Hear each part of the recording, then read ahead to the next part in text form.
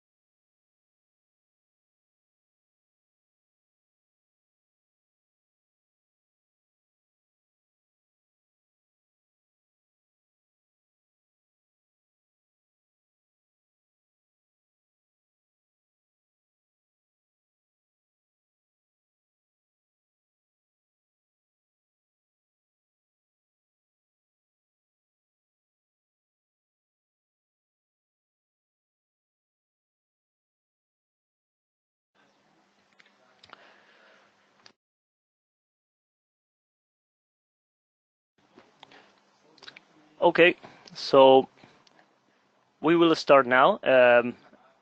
Again, welcome to everyone that has joined today to this webinar of our Building Integrated PV Task Force.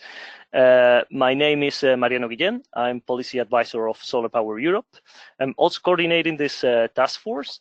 And well, before we start, I would like to thank our speakers for accepting the invitation to join us in this open meeting of the task force, where we will present the outlook on also the next regulatory challenges of BIPV in Europe. Also for your information, this webinar will be recorded and will be accessible in our website after the meeting. And also more technical details. If you have questions during the meeting, you can send them to us. You can use the chat box that you have on your right, and we will try to address as many as possible if the time allows. We have a pretty busy schedule today. For those who doesn't know Solar Power Europe, we are a member-led association. Okay. Perfect. With more than 200 members from 35 different countries, representing the whole solar value chain. Our work is focused towards shaping the regulatory environment in Europe to make it favorable for solar and also to enhance business opportunities for our membership. One of the ways we used to do this is through dedicated task forces like this one, the Building Integrated PV, which counts with the support and participation of approximately 20 members from Solar Power Europe. We organize regular meetings like the one you are attending today to work and follow up on specific issues. For more information, you can visit our website. You have the address on your screen, or can contact me directly. So before moving to the agenda, to today's agenda, I'll just say if you have technical problems, so you cannot follow the presentation, you can also use the chat box to let us know. Well, moving on to the agenda that we have put forward today. As you will see, we'll be pretty busy. We have 3 different blocks presented by different experts that I will be introducing later on. We will start with the introductory remarks of the acting chair of our BIPV task force, Hannah Borg-Stammer, followed by an update on the status of BIPV in Europe and an update on regulatory issues. And we will end the webinar with a presentation of one of our new joint initiatives. So without further ado, I would like to give the floor to Hannah Borg-Stammer. She's a global marketing manager of Merck and acting chair of Solar Power Europe's BIPV. So Hannah, the floor is yours. Thank you. Thank you, Mariano, for setting the floor for me. So also from my side, a very warm welcome to this webinar. I'm very excited to see close to 40 participants in the webinar and still counting. And I'm happy that we have participants from the task force, but also beyond.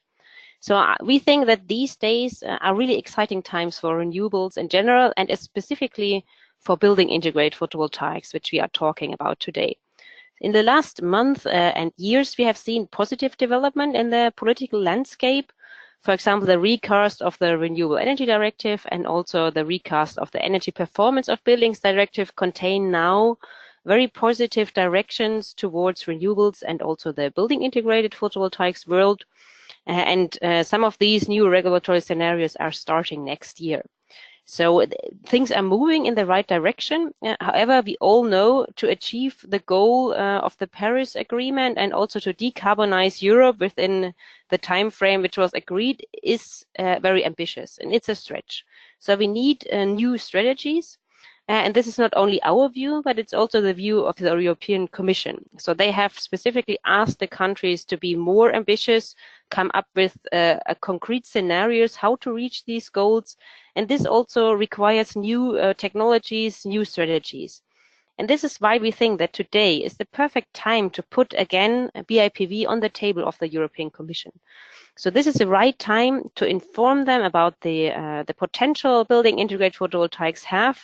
We think it can really have a big impact on the decarbonization of Europe, not only because we can get to neutral, energy neutral buildings, but it can also support sector coupling, e-mobility, the infrastructure of our cities. So it's not only the building itself, but the whole surrounding in our cities, which can be positively impacted by the technology of building integrated photovoltaics. So in the past, we already tried to explain this to the European Commission, but we are now reinforcing our efforts to do so. And to achieve this, one measure is that we want to strengthen our existing interaction, for example, with the Convent of Mayors, the Construction Association, and with the architects and all the other stakeholders we are talking to. And of course, and this is one reason for this webinar, we are always looking for new collaborators and supporters to join us in this task. So I'm very excited to see what we will hear in this webinar, and yeah, I'm open to any questions you will have after the webinar. Thank you. Thank you very much, Hannah. Thank you for these remarks. Indeed, these are exciting times for renewables and for Bipv. And yeah, from Solar Power Europe, we will continue working to overcome as many hurdles we encounter out there. And yeah, in particular to try to make Bipv of mass production product. That's what we want. So now we're going to move on to the first of our presentations on the current status and outlook for Bipv in Europe. One of the challenges that we have identified is that it's pretty difficult to get an accurate picture of what's happening to Bipv in Europe and also globally. But because the data available is not centralized, it's not easily accessible, and the state of the technology is normally measured by estimation and also by identification of a few flagship projects. So thankfully, there are other initiatives to address this lack of information, and that's why we have invited Mr. Momir Tvakovic. He's a researcher and lecturer at the University of Applied Science, Technicum Vienna. He's specialized in the field of PV, Bipv, and smart cities. He's also a member of the Austrian photovoltaics technology platform and is working in the IEA PVPS Task 15 that works in particular to accelerate the Bipv development. So we have invited him to present this status and outlook for building integrated photovoltaics in Europe. And Momir, please, you are now in control of the presentation whenever you want. Thank you. Thank you very much, Mariano. As mentioned, my name is Momir Tvakovic from the Technical University of Applied Science in Vienna, and I was invited to present the status of the outlook of Bipv. Okay, the agenda, I have 3 points. First, the outlook on the Bipv market, summarized from different studies, and I called it here the educational needs of the stakeholders survey that we did last year. And as we did last year, and therefore we start a project, and this that's why you see the logo. It's stand for Bipv. It was a project where we developed some education materials for master students, but also for professionals. And before we start this educational material development, we did a survey. First of all, for us, it was interesting to know what's the global PV market. It's really necessary to do it here. Sorry, the slides are yes. To see the perspective of PV market in the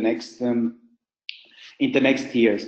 And this is a market study from the Global Industry Analyst, and we see in 2015 we had a we had global installation worldwide of 2.3 gigawatt, and in Europe it was about 1 gigawatt. And 2020 we expect in Europe 4.8 gigawatt of. It's not me. I don't know why it disappears all the time. 4.8 gigawatt, and globally 1.1 gigawatt. As you see, it was a study from 2015. We start with this 2 years ago, and here you have let's say a study from 2016, and you see there are a little bit differences in the perspectives. In 2020, the installation capacity forecast is about 8.8 gigawatt to 9 gigawatt. But the problem of the forecast for the years 2015 and 16 are quite okay. You see, there is a small difference between the two studies, but we are on the right way. And you see, in the next years, we are looking forward to install more and more PD in Europe, but also in the worldwide installation. And yes, the optimistic forecast is coming from the regulation. I found, yes, it is a very interesting webinar, because we also identify in our research, in our studies, that regulation is playing an important role in the whole process, in the development of new technologies, but also installation of EPBD. Okay. Yes, what we did was a detailed analysis of the European market. So we can see here the years 2014 to 2020. Oh, sorry about the slides. There's, I think, a delay. Okay, and you see that France and Italy is doing a lot, and also compared to the regulatory and so on, they will install in the next year or be the leader of PV installation. And also Germany and Spain are doing some efforts in this issue of PV. And in total, as mentioned before, we expect in Europe is about 4.5 gigawatts. Why is it relevant, the BPV? Maybe all of you know it, and just to remember it, there are some logistical reasons, like lack of available area. This is maybe in Austria one of the main issues, and also the dependence on the electricity grid. Other relevance is the regulatory reason, but I think it's a topic of the whole webinar from the European Commission, the Net Zero Energy Building Directives, and also some or a lot of national regulatories which will come in the next year, so till 2020, to Austria and to other European countries. Okay, what are the changes, or what should or should be changed to get this market growth. As we said before, regulatory issues, but also some issues in the value chain. Now at the moment we have a lot of different or separately working stakeholders, from glass producers, PV producers, building element producers, also building element installers. We have the PV installers and main contractor. And we think that in the next year it should be changed. The value chain should be combined more or less. We should have maybe only 3 steps: the PV building element producer as one stakeholder, the PV building element installer, and the main contractor. So it should be combined a little bit more. At the moment we have too many stakeholders which are not which don't have the knowledge about the PV, the installation and so on, and we have to combine it. And yes, we identify also, or make a recommendation for stakeholder, and was a first identification in which area some effort should be done. One side, the industry, maybe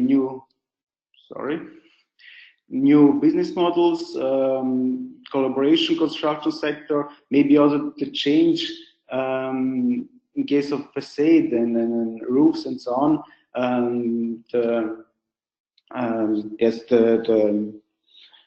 type of measuring price per square meters should be maybe more interesting for BIPV.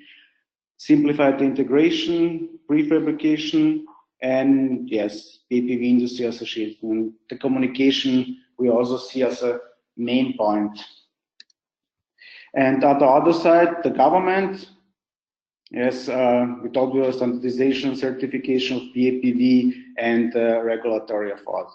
But for us, for our project, it was important the education BIPV. And therefore, we start a survey with a stakeholder survey. Here's just a short summary about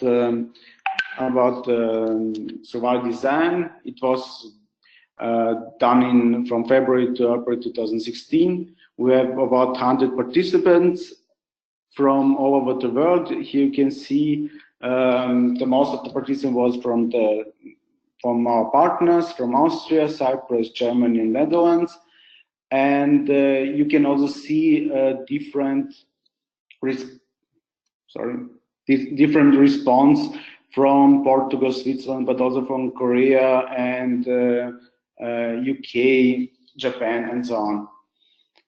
The percentage of response may be a lot of people from R&D and architects response to this questionnaire. About 10% was PV installer, PV producer, and maybe not so much or no response was from facade installer, electric and building planners. So this stakeholder group doesn't really respond. We send it many times, but it looks like they are not really interested or not really aware about this. Okay, maybe some results from our question, from our survey. You can see here the attitude towards BIPV, and you see the R&D, the architects are very favorable with this. Also BIPV producer, of course, also the PV installer. And you see then after that in the second part, people from the mounting system producers and so on. They are fairly favorable, but not so much. Maybe the good thing is that we didn't had negative response. So some people said, okay, it's favorable, fairly favorable, but no of them say, no, it's not interesting. They say, okay, it doesn't matter. Okay, envision of the integration of BIPV systems from the 100 response. The most integration from the response was that will be into facade systems and into the roofs. And on this slide, we just want to see which stakeholder groups has an important role in the wider deployment of BIPV. And as you can see, you see the architects, the orange, the orange one from architects, which are very interesting. Also, of course, the BIPV producers was identified as an important role for water deployment, but also building contractors and building planners and the investors. This was maybe the most interesting thing in this graph, that the architects play a major role in the further development of BIPV. Okay, coming back to our main task to identify the educational need of the groups. And as you can see, one of the main area for education was the professionals, like architects, engineers, and planners. And on the second, it was building contractors, and the third part was postgraduate students. For us, for our project, it was in the first goal to make the materials, education material for postgraduate students. This is already implemented in the universities, and now we are looking for some possibilities to bring it also to the professionals. Yes, we look at the requirements. What are the educational requirements to BIPV? And as you can see, you see big parts of construction integration of BIPV, the energetic integration, design integration of BIPV, but also one big part was the regulatory barriers. So we think also in this area there should be education for the people who are deciding, who are making laws and so on. And also one bigger part was of the economical barriers. Maybe it's just an example. We'll look more in detail about the lack of information, design integration of BIPV and the construction integration. And here you can see some issues, some education needs on different BIPV products, materials, and technologies, but also best practice. The response was that we need more demonstration, more examples of best practice of BIPV demonstration integration. Yes, my next slide is already the conclusion. So there is some market growth. We have also seen it in the last years. We have increased about 40%. The forecast for Europe is about 4.8 gigawatt, 5 gigawatt for 2020 in Europe, 11 gigawatt for global. The positive impact coming from the regulation, maybe from the energy building, from the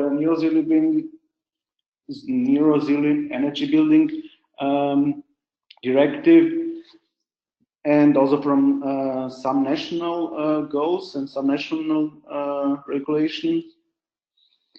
We identify three main topics for education. It was design integration, regulatory, and construction topics, which I think it's also interesting and necessary to know for today. And especially on mounting systems, building and development materials, and so on, technology materials of BIPV, but also BIPV softwares are interesting for future development of BIPV in Europe, but I think also globally. And my last conclusion is that architects, building contractors, building planners, but also facade and mounting system producers play an important role in the further future of BIPV installation and development. And the main group of stakeholder for educational need are the professionals. At the moment, we, from our side, concentrate more on the master students. At the moment, at the engineering field, but we want also to implement it in the architectural and all the relevant fields of where BPV or the stakeholders could play an important role. Yes, we also have a report about this survey and this questionnaire. And if you like to know more about the materials and so on, please visit the website, which you see here. And yes, my name is Mohamed Tabako, as I said before, and I think you have the opportunity to ask questions in the chat. Thank you very much. Thank you very much, Momir, for this very interesting overview on the state of BIPV and the study on educational needs. I will ask Alexia, and also if you have questions, you can address to us now. And meanwhile, I wanted to also highlight something that was in the study. I don't know if we can come back to one of the graphs on the global market BIPV development. I don't know if Momir, can you just get back to the? I'll just try it. Okay. Okay. If not, Alexia, I will ask you please to give me the control on the presentation.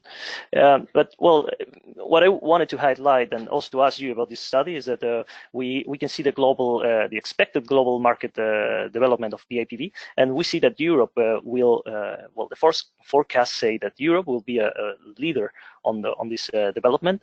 And we see also, I see interesting data, interesting figures, for example, in the United States, that the development is not as big as it could be expected. For example, I don't think the study goes into details of these global figures, but it is good to know and to highlight that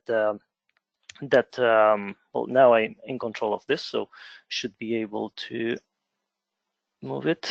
Okay. Anyways, just wanted to highlight the fact that Europe will be a leader in BIPV. We have to work to basically to put BIPV on the spot, and as you will see in this graph from Momir in a second, in here, it's really interesting to see the forecast. Okay. As you can see, the expected forecast, the numbers for 2020. I think we have a couple of years to make this happen. And yeah, I don't know if you have comments on this, Momir, why these numbers. If not, we will continue with the presentation. Any comment?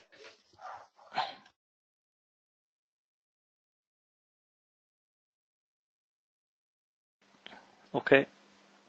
I don't know if you can hear us, but yeah. Okay, so then we will continue. It's time for us to start with the second block of the webinar.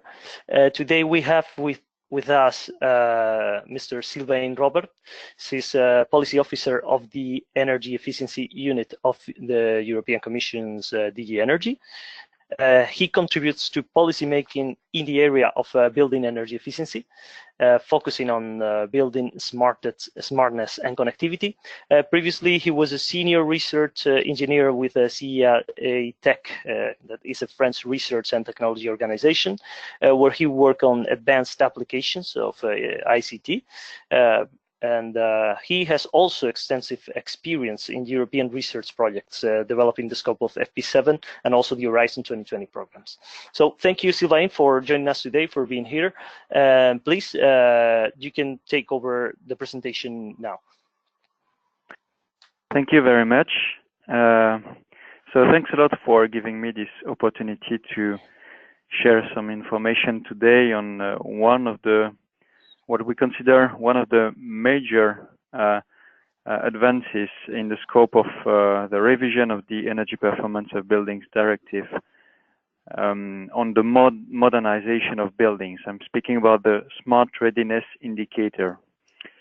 So in this presentation, I'm basically going to introduce the current status from legislative and policy-making perspective on this initiative.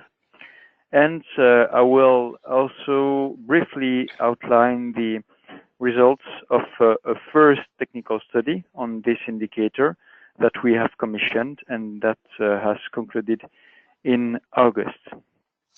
So, starting with the presentation, I'm just trying to switch to the next slide. Yeah, seems to work. Good. Sorry for this. So first, the revision of the EPBD. I hope that most of the people who are listening to this webinar know about the Energy Performance of Buildings Directive. You probably also know that this directive has been revised following a proposal by the European Commission made in the Clean Energy for All Europeans package in 2016. This revision of the EPBD has been published in June of this year and entered into force early July. There are two main components in this revision. The first one is renovation. The second one is the promotion of smart technologies in buildings. On renovation, so there are many provisions in this, many new provisions in this revision, but I would like to emphasize only a couple of these. The first one is the stronger long-term renovation strategies, aiming at the decarbonisation of national building stocks by 2050. The emphasis put also on the financing of energy efficiency. And on the second point, on the modernization of buildings, we have some provisions that further promote smart technologies in buildings. For instance, requirements on automation and control, requirements on electromobility recharging infrastructure in buildings, and the smart readiness indicator, which I'm going to detail now. So what is the motivation? So basically what we want is to have some kind of a label, if I may say, a label that would express how smart or smart ready a building is. The aim is basically to raise awareness about the benefits of smart technologies in buildings, of course, from an energy perspective, but not only. And we want to motivate consumers and accelerate investments in this type of technology. So with such an indicator, the aim would be to make sure that building users, building owners would have the right information on the smart readiness of their buildings and would be able to orient accordingly their investment choices. We think that such an indicator, and this has been confirmed by the impact assessments accompanying the proposal for amending the EPBD, we think that this SRI would contribute effectively to enhancing energy efficiency, comfort, and well-being in buildings, and that it would improve policy linkages between energy buildings and other policy segments, in particular in the ICT area. I'm referring to the digital single market. So, for the moment being, this indicator is mostly a requirement expressed in the revised EPBD. In Article 8, paragraph 10, it is said that the Commission shall establish an optional common union scheme for rating the smart readiness of buildings. It is also mentioned that this establishment shall be based on two different legal acts, one for the definition and calculation methodology of the indicator, and one for the implementation modalities. I would like to underline that this indicator is developed by the European Commission services. Some of you might have followed the first technical study that concluded in August. I would like to really emphasize that the aim of the technical studies is simply to give us inputs for us to develop and establish these acts. So this is really the work of the European Commission services and not the work of the technical studies. However, we need these technical studies in order to have the necessary technical inputs. So this is why we commissioned a first technical study which started in March 2017 and concluded in August of this year. And we are going to have a second one to accompany us towards the establishment of the indicator. It should start hopefully before the end of October. Regarding the status of the policymaking process, I wish to emphasize that the formal policymaking process has actually just begun. It started with the entry into force of the revised EPBD, which gives us the legal basis for doing this work. So the conclusions of the first technical study are only a starting basis for this process. And I would like to mention that our intention is on this very specific topic to ensure that we have the widest consensus possible. The revised EPBD gives requirements. It gives a scope for this smart readiness indicator. Firstly, in Article 8.10, it is mentioned that the rating shall be based on an assessment of the capabilities of a building or building unit to adapt its operation to the needs of the occupant and the grid, and to improve its energy efficiency and overall performance. In addition, there is an annex to the revised EPBD, Annex 1A, that gives a technical framework for the smart readiness indicator. It gives a bit more details, and in particular, it emphasizes the three key functionalities that will have to be considered in the smart readiness indicator. These functionalities relate to the building and technical building systems, and they are the ability to maintain energy performance, the ability to adapt operation mode in response to the needs of the occupant. There is also a reference to the need to maintain healthy indoor climate conditions. And the last point is the flexibility of buildings' overall electricity demand. These three criteria will have to be addressed as part of the SRI, and this is something that we, the Commission, will not deviate from, because this is written in the EPBD, so in the law. And these three criteria will be equally considered. It is important to note. Then, this is what the revised EPBD says. Now we have, as I already mentioned, we have also technical studies. The first one concluded in August 2018. I would really encourage you to have a look at the final results, which are available on the website. All intermediary results are available as well. And in particular, I would encourage you to have a look at the executive summary on the website, because this executive summary is only 22 pages long. It has a lot of figures. It's written in a way that makes it, I would say, easier to grasp than the full final report. And clearly, this gives all the necessary information to understand the scope of this first study and the results. And as I've mentioned, now that this first study is concluded, we want to have a second one to accompany the policymaking process that would start around October. We want to have a fully inclusive and collaborative development of the indicator, and so this is what we did in the first technical study. This is what we are going to continue with the publication of intermediary results, regular stakeholder meetings. We had 3 stakeholder meetings during the first technical study, and we plan to have 3 additional ones in the scope of the second one. And we'll have also the possibility for stakeholders to send written comments.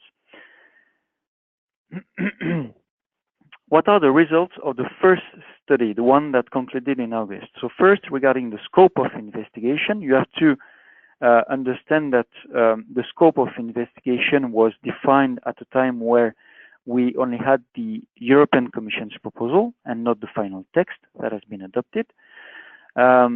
So the first point has been the investigation of the scope of the smart readiness indicator. Then the identification of services and functions in buildings and from technical building systems, which can have an impact on smart readiness. In the study, these are called smart ready services.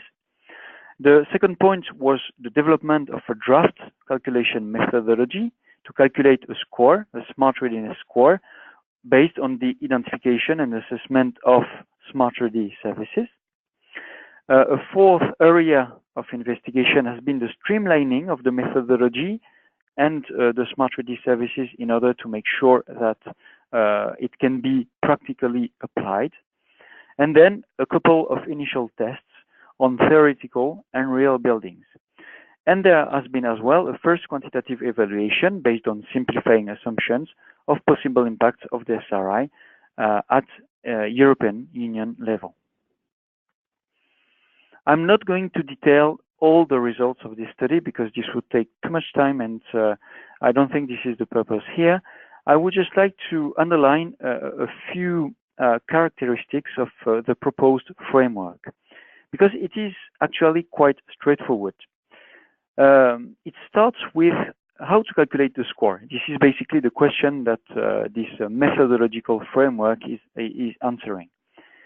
In the proposition made by the first technical study, which I repeat is a draft, it's not the final framework, it starts with the assessment of available smart ready services in a building. So typically through a technical inspection, a visual inspection of the building and its systems, you would see which services are available and what their functionality level is, which means what their smartness level is. I give an example for a heating system. If you have temperature control at room level, it means that you would have a higher functionality level for the considered service than the temperature control only for the whole dwelling. Once you have done this initial assessment, the framework proposed by the first technical study maps your services and your functionality levels to individual scores along the different impact criteria that have been chosen, defined in this study. Then what you do is simply to aggregate the individual scores of the smart ready services along different service domains. So service domains are typically heating, cooling, energy generation, and so on. And then once you have done this aggregation, you can further aggregate into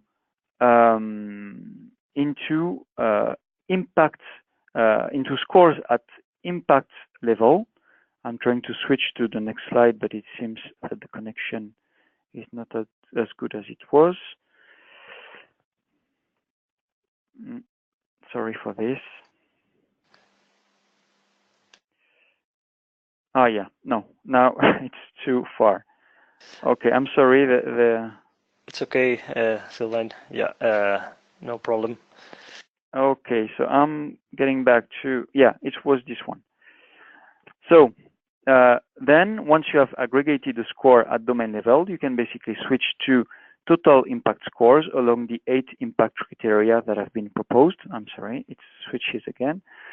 So energy, flexibility, self-generation, comfort, convenience, well-being, maintenance, and information to occupants. And then you can derive a single score, which is a weighted sum of the 8 total impact scores. So as you see, the rationale is quite straightforward. I would like to emphasize first that this is a normalized score. This means that in the proposed methodology, you would calculate the score of the building as compared to the maximum smart readiness the building could have. I would also emphasize that the proposed approach is a qualitative one, which means that you are assessing capabilities, and that in order to derive a score and an impact, for instance, on energy savings, you are making some assumptions on how these capabilities maps to impacts. There is no quantitative assessment, to speak in a clear way. Then I would like to emphasize, and this is, I think, a good point, that the framework proposed is quite flexible, because, for instance, you can work on how the different impacts are weighted You can adapt how the different services are scored and so on. And we see, of course, that there is, even if we think that this framework is probably a good starting basis, we see at least consolidation points in it. For instance, we need to see whether the proposed domains are the right ones. We need to review the impact criteria and check that they are the right ones and there is the right number. And the same for the services, the weights, and so on. Just to summarize what the components of the framework proposed by the first technical study, there is a Smart Ready catalog. This is the list of the Smart Ready services that can be assessed. The list can seem impressive because there are 112 services. However, as I mentioned in the beginning, we asked the consortium to streamline the Smart Ready catalog, and there are actually 52 services that are necessary to assess the vast majority of buildings. Then the second component is the multi-criteria calculation methodology that I've briefly outlined, and then the triage process, which consists in guidelines in order to identify upfront the relevant services in order to facilitate and make the service assessment faster. Last slide on this first technical study. We think it's generally a good starting basis. I would like to mention that until now we've had generally quite good feedback from the stakeholder community on this first study. However, we've had some questions which we are very willing to consider in the coming steps.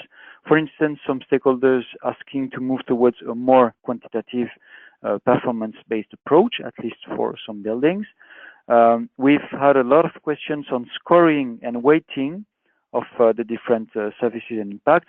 On this, I would simply say that it's a fully open point and that we need to have a dialogue with the stakeholder community and the member states in order to consolidate these points. I would like to emphasize that we've made a real effort in order to have a fruitful dialogue with the stakeholders, and that whenever it was possible, comments have been taken on board. The calculated impact from the first technical study suggests possibly significant impacts. You have the figures for 2030, and I think that the projections get until 2050. You can have a look at the report. Of course, further investigation and discussions are needed. This is only a starting basis. Thanks a lot for your attention. This is the end of my presentation. Thank you again, Sylvain. We really look further to keep contributing to the SRI process, and also to make sure that the many benefits of on-site generations are taken into account in terms of flexibility, demand management, and coupling, for example, with other areas as that you are also taking into account, as vehicle charging or demand response, for example. I think it's also really interesting for BIPV because as well, we have seen self-generation and on-site generation is also taken into account in the impact criteria and also in the different domains.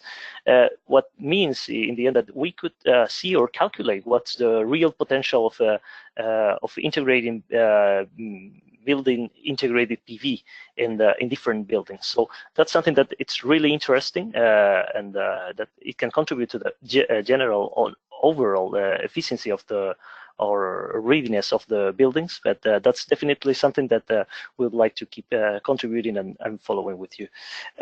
I will also ask if you have, well, the participants have any questions, please send it to us.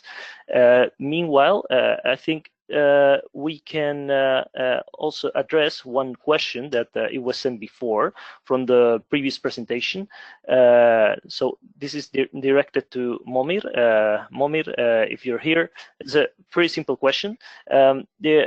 Thomas is asking if the data on the global market BIPV development and the forecast is only related to building integrated PV, or also takes into account building applied or attached PV. can you answer to that question, Momir? Yes, it's building integrated PV. Building integrated. Okay, so just to answer Thomas' question, the data in here is just building integrated. So what's really good, because we're only taking into account the building integrated PV, not the applied or attached systems. What makes this forecast even more interesting for us. I will ask Alexia if there's any other question on this. If not, we will continue. Sylvain, thank you very much again for being with us this evening. Yeah, as I was saying, we will keep contributing to the SRI process. Thank you. Many thanks. Now we continue with the presentation. Now I will present briefly the state of play of the EU regulatory framework that we are following, in particular 4 different issues, policy issues that you can see now on your screen and that we are following. These are the Clean Energy Package, Construction Products Regulation, Construction 2020, and Eco Design.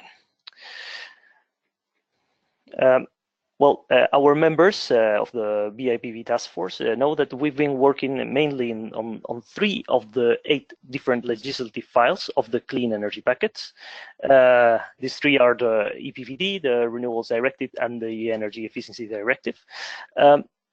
We won't get into the details of the final agreements because this is something that we have already discussed and explained in previous meetings.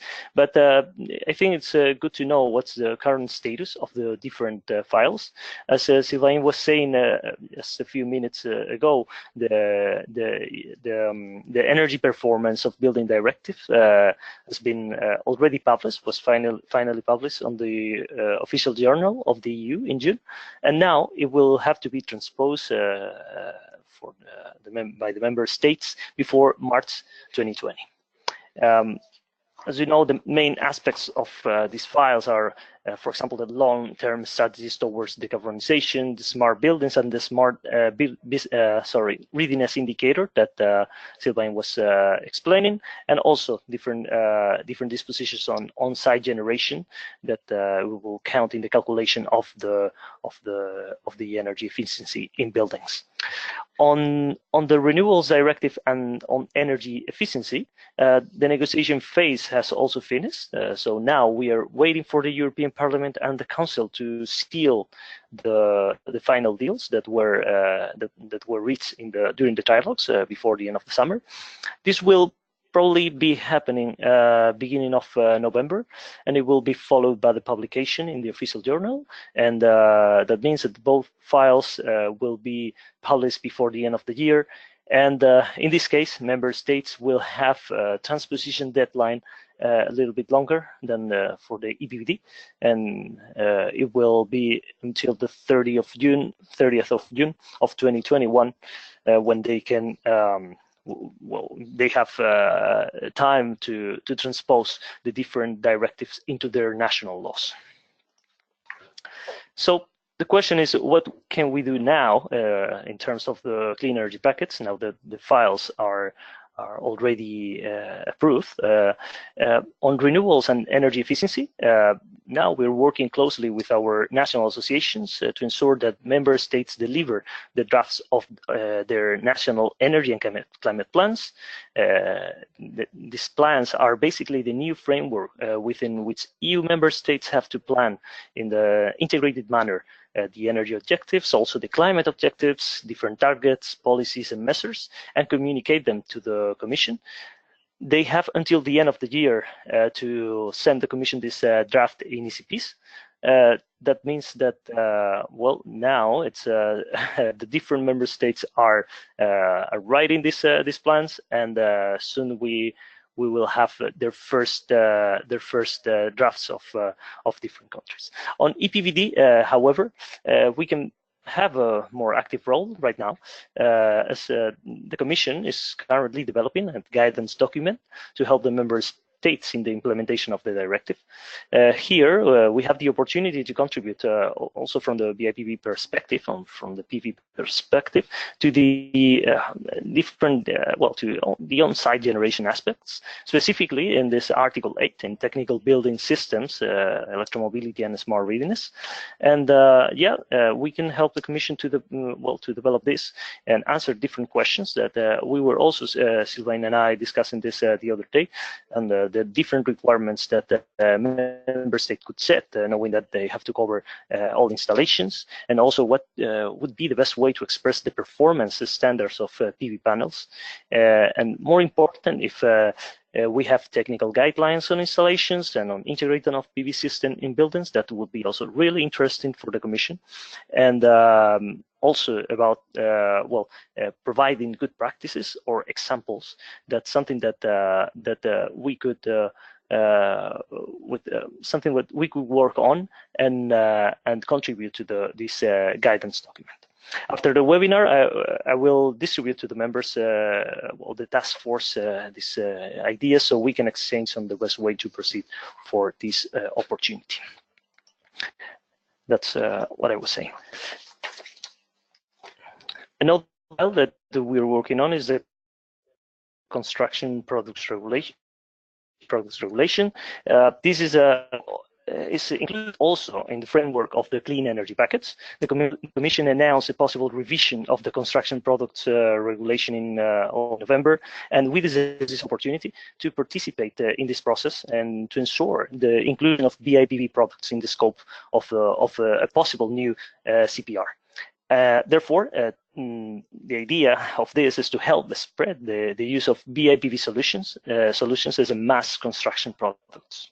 The actions we've been conducting so far is the participation in the public consultation that ended last April. The Commission is expected to release a supporting study at any moment, and it will be followed by an evaluation that in principle should be published before the end of the year. However, the assessment and the final decision on this possible revision of the CPR will have to wait until 2019. I think I'm having some problems. I don't know if you can hear me well. Alexia, is now the sound.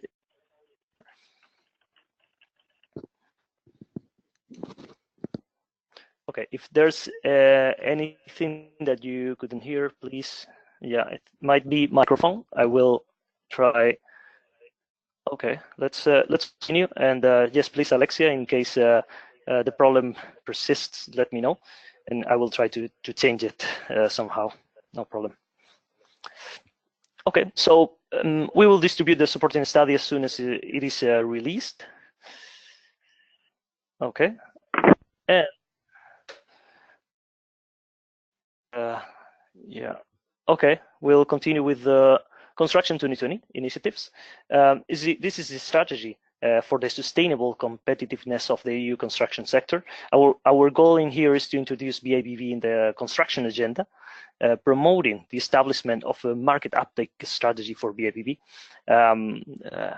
How to do this? Well, by streamlining dedicated research and development funds, or reviewing the design for green public procurement. We are currently meeting with the Commission, also with DG Grow, and but so far in the framework of the 2020, there are only some digital initiatives that you will see in here that it could be also interesting for BIPV, but are not directly related. So what we want to do is to push for BIPV playing a role in these different thematic groups, and also, more important, to play a role as well in the 3rd edition of the EU Industry Days at the beginning of February 2019 in Brussels. So we will continue conversations with the Commission and try to, as I said before, to put BIPV on the spotlight and strengthen these collaboration opportunities in the field of BIPV. The last regulatory issue that our task force is following right now, working on, is the eco-design directive. We're working on it through our environmental footprint task force to ensure basically that there are consistent EU-wide rules for improving the environmental performance of products by setting out the minimum requirements for the energy efficiency of these products. In this case, it will be Bipv technology, Bipv products, and these will prevent or would prevent the creation of barriers to trade, improve the product quality in general, and the environmental protection. The question is, why is this file so important? Well, if Bipv products, Bipv products are currently in the scope of the preparatory study, and if finally included in this eco-design directive, these rules might affect the product definitions, standards, labels, and also legislation related to Bipv products. So our environmental footprint task force presented a response on the draft of the preparatory study. This response was endorsed by 10 different European associations and also submitted to the GRC and the European Commission. And right now, the Commission is currently processing all the written comments and they will use this to update the technical background. And we will keep working together with our environmental footprint task force to provide a specific input for Bipv related provision, and mostly in the next stakeholder meetings that are scheduled for the end of this year, 2018, and also beginning, or I think, second quarter of 2019. Now we are moving on to the final block of our webinar session today to present our latest initiative, that is the Solar Power Europe and EPBD report on Bipv and cities. Unfortunately, for last-minute circumstances, the representative from EPBD couldn't join us, but I will present the initiative myself. I think there are also members of the European Technology and Innovation Platform connected. So in case you have questions, do not hesitate to send them during the presentation or after it. So I will start with the background of this report. As you know, one of the goals of Solar Power Europe is to draw interest from the European institutions into the EPBD, and we attracted the attention of a top-level senior director of the European Commission. He was really interested in the untapped potential of Bipv and was struck basically by the lack of visibility and initiatives related to Bipv and the Commission's work. So he asked us to produce a report and invited to present. To present it in the next COP24, that it will take place, as you know, in December in Katowice in Poland. So, aware of the importance of this assignment, we asked the European Technology and Innovation Platform we asked them if they were interested in collaborating with us on this. As you know, EPBD is an independent body recognized by the European Commission and the set plan as representatives of the PV sector, and provides advice on a lot of on all solar aspects, covering different areas of research and innovation, market development, competitiveness, and much more. They also make recommendations to improve this competitiveness of the European PV industry, and have also, as Solar Power Europe, a dedicated working group on Bipv. So that's why it was so interesting for us to have them on board for this report. They have also published and are working currently in publications on this topic, and basically they count with some of the more important experts in the field of Bipv. Some of them are also members of our task force. So how have we planned this report to look like? It's from our conversations with the Commission and the EPBD, we have identified that cities, and we know that cities will play a major role in the uptake of Bipv technologies. And as Hannah mentioned before, if we want to achieve the Paris goal, we'll have to decarbonize all sectors of our economy, including the building stock. And here, Bipv can be key in the decarbonisation process. That means that cities, and especially mayors, will play a crucial role and will have basically in their hands to make this transformation possible. But it's also true that there's a lack of information out there, a lack of awareness on the potential and solutions that Bipv can offer to buildings, to facades, etc. And and there's also a lack of collaboration and communication between cities, between architects, construction sector, and financing institutions. So this report will try to tackle these missing points by addressing three main aspects that you can see on your screens. First of all, identifying what are the best BIPV practices in cities. To do so, we will organize a series of workshops with different stakeholders, city planners, architects, the construction sector, insurance, etc. Second aspect, taking all these recommendations into account, we will put together a manual for BIPV uptake that mayors and other stakeholders can use to fill this knowledge gap. And third, also offering case studies, but from a different perspective than the usual one, meaning that BIPV can solve specific challenges, specific limitations, or building constraints. So we don't want to focus on this state-of-the-art installation or demonstration projects. There are already studies and research on this.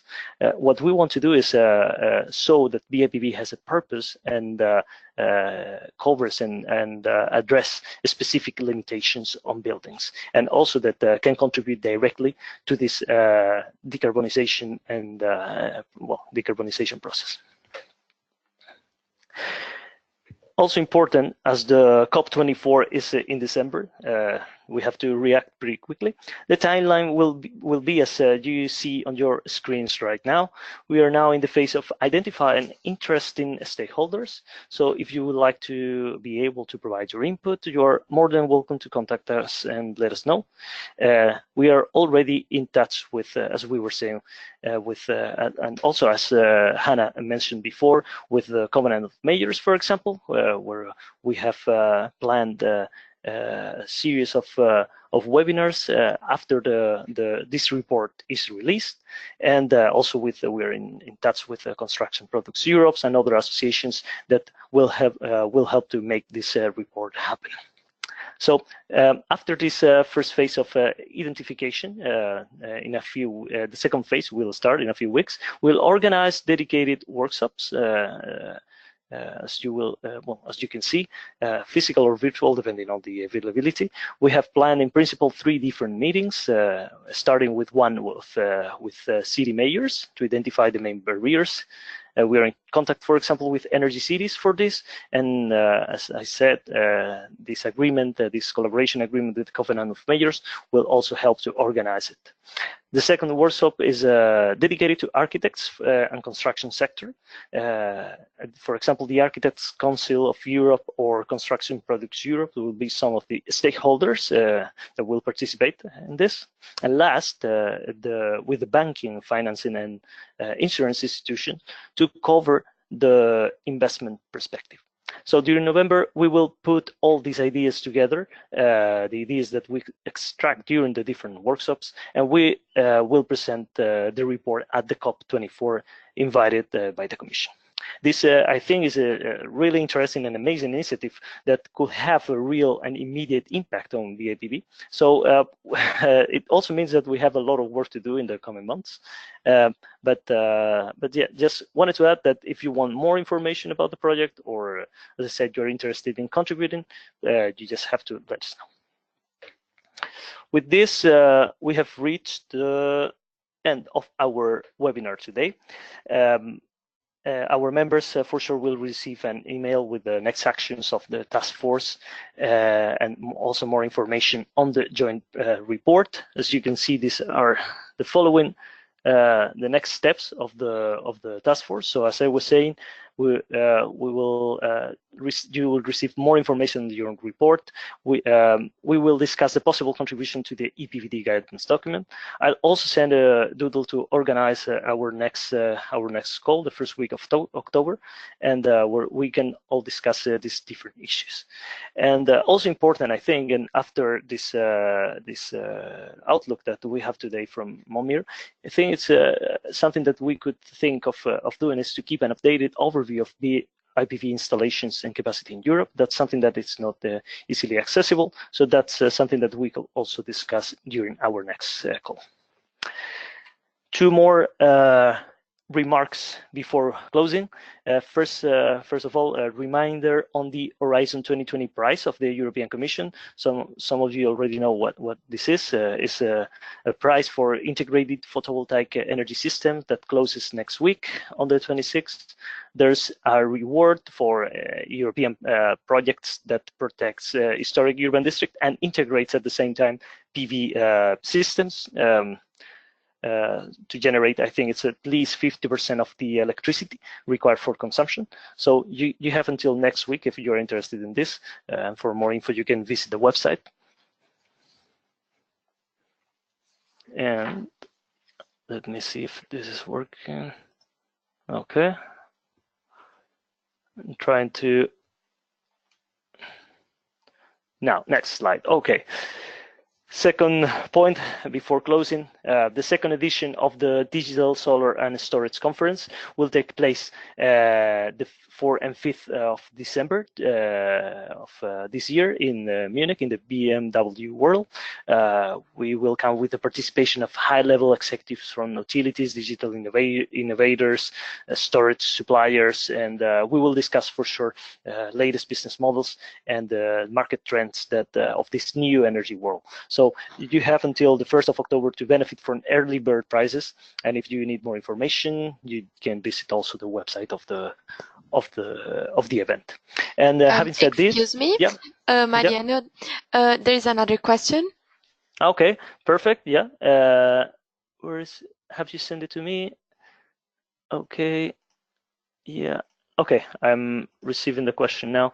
Could you please define the Bipv and give some example of the Bipv in the forecast growth? Okay, so that's for Momir, I think. Define the question. I don't think the question is clear. Define Bipv. We mean the building integrated PV systems, photovoltaic systems that are in the building skin. Well, in the skin of the buildings, integrated in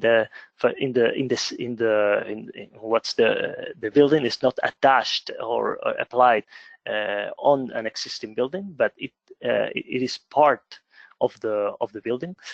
And to give some examples on the Bipv in the forecast growth. I don't know exactly what do you mean. Give some examples of on the Bipv in the forecast growth. That's I will get to the question later.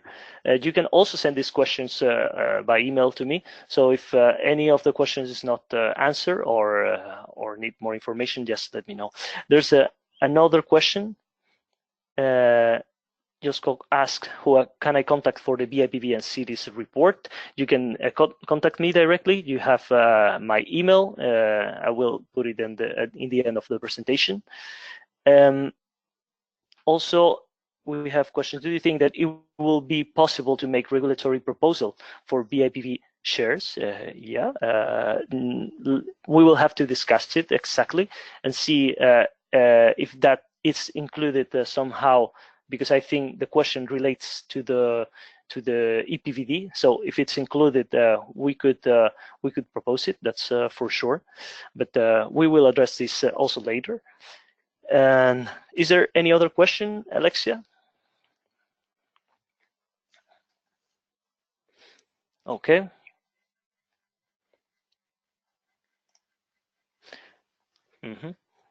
I see some question also in specific legislations regarding well, the EPBD and into specific countries in Europe. So yeah, also some of the work that we do at this Bipv task force is to liaise or to engage with the different national associations and see how can we impact into specific issues at national level also. So yeah, if you I see that are some questions from our members. Yeah, we can discuss specific issues on the EPBD and on specific countries. That's for sure. And I think yeah, we have received all the questions right now. So having said this, I want to thank again our speakers. I will also give the opportunity for them if you want to say a few words before saying goodbye to all of you. And if not, I really hope to see you or many of you next week at the UPVSEC in Brussels, in one of the many Bipv related conferences that are being organized, and also at Solar Power Europe CU Industrial Leaders Roundtable on Monday. So please feel free to send us your questions, your recommendations, and for sure do not hesitate contacting me or visiting our website for more information. So with this, thank you all, and have a nice evening. Thank you for participating, and see you at our next Bipv meeting that will be pretty soon. Thank you very much.